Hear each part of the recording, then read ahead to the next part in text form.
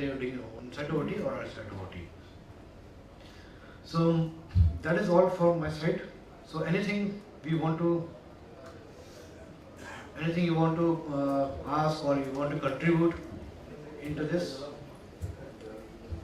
Okay, now so what procedures, maybe one question they may ask you that what procedures we can do? What procedures? So like procedures like steroid ganglion, yes, we can do under ultrasound guidance, but definitely I would not recommend to go for the steroid ganglion block in an office-based this thing.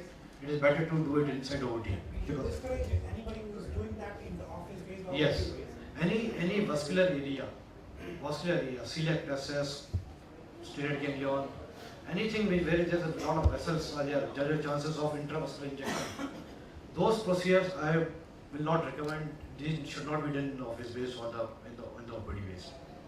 These patients must whether you use ultrasound, but take them inside the OT with all the full precautions. Because otherwise you will not get any time. If the patient start throwing scissors, you will not get any time. So it is better to have all the, and yes, definitely. Another thing, monitor. At least have a pulse oximeter monitor. If you are doing even a joint injection, pulse monitor. Because one very important this thing is vasovagal syncope. Patient goes into vasovagal. Even for the trigger point injection. There is nothing wrong having multi-parameters. ECG, oximetry. Nothing wrong in that. Nothing wrong in that. But at least all the monitors will come with that. Yeah. Whenever you buy a basic monitor, it will come with these 4 parameters. 5 parameter, yeah. In your practice, what are the different procedures you practice as day procedure or office-based? Daycare procedure, most of the procedure we are doing as a daycare procedure. Even discectomy we are doing as a daycare procedure. Sorry, I need to say like Office based right now. Yes. See, in my center, because my wife is reservist and we already have a OT and everything set up there. What we normally do is, we normally take patient inside the OT. We don't do it in the office. You practically you don't do the office. Yeah, practically we don't do.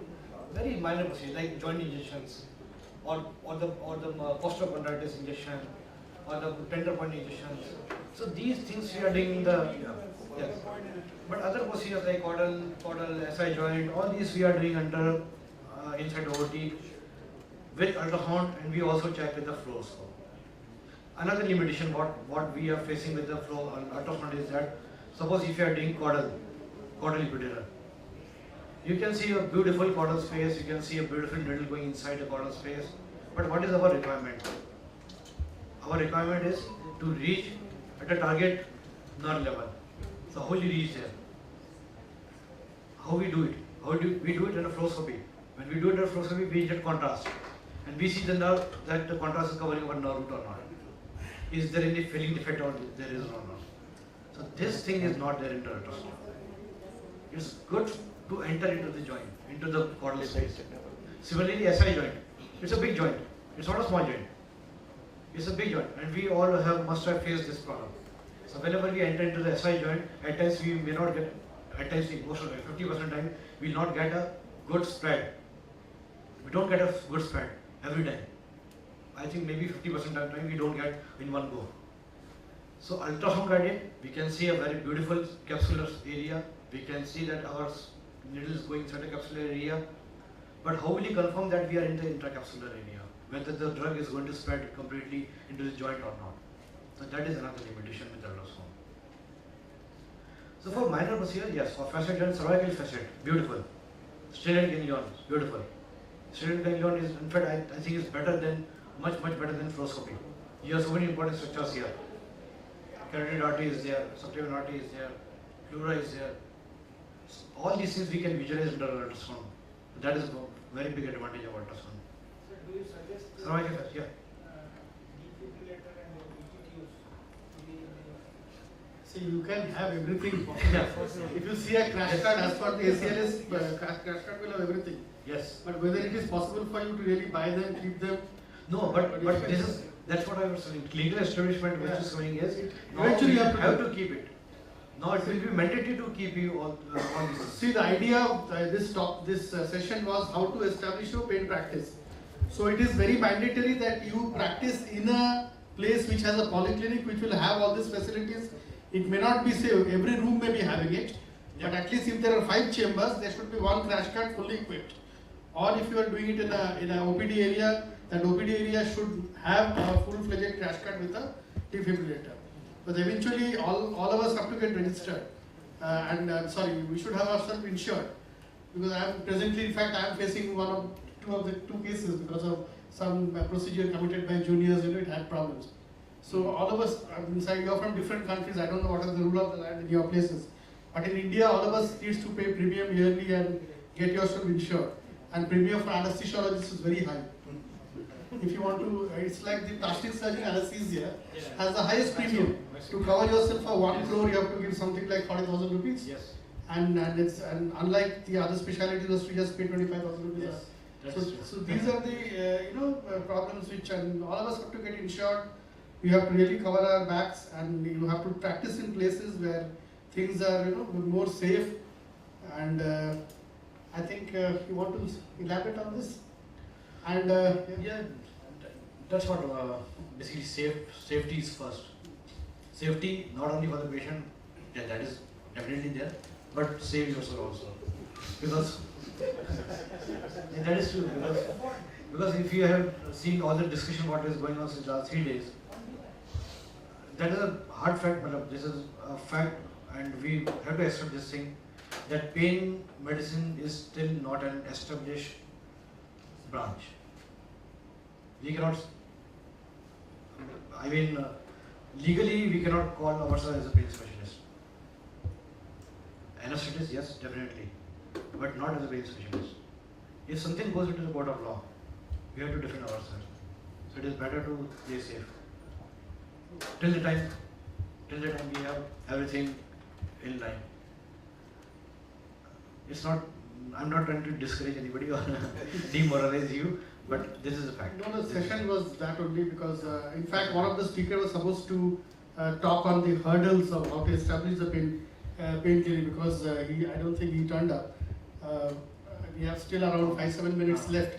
I think Dr. Pankaj is extremely experienced in this thing. We can actually open the forum to discussion on what are the hurdles faced. Personally, I started the pain clinic in Calcutta. I'll start off with myself in a big super specialty hospital, which housed the biggest name in the city. We have the cardiac surgeon who's the national president of Cardiothoracic Society of India. We have the nephrologist who's again the national president of nephrology of this country.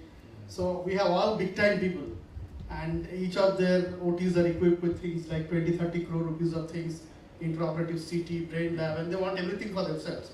So when I wanted to go for a pain clinic in my hospital, they just laughed it away. They told, agar tum zarat kam kar dega, if you stop pain, then nobody will come to us. That was the orthopedician was the first guy who told you can't start pain. No OPD will be given because I will not get TKRs.